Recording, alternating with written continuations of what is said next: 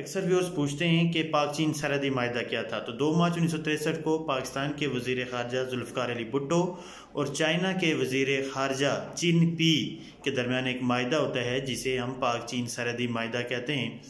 ये पिकिंग में ये माहिदा हुआ और चीन के सूबा सिंकियांग और पाकिस्तान के ज़ेरे जो कब्ज़ा कश्मीर का हिस्सा है जिसे हम शुमारी इलाका जात कहते हैं, इनकी जो है हदबंदी लाइन का तयन किया गया इस माहिदे में।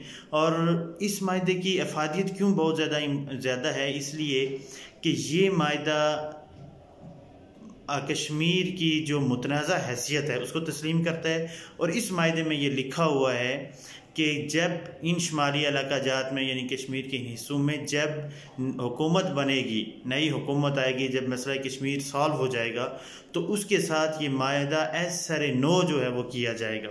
और इसकी एक और इम्पॉर्टेंट हैसियत ये भी है कि अयूब खान ने दोस्ती के एवज़ जो है चाइना से दोस्ती के हवाले से तोहफ़तन 1868 मुरब्बा मील का जो इलाका है चाइना को तोहफे में दिया।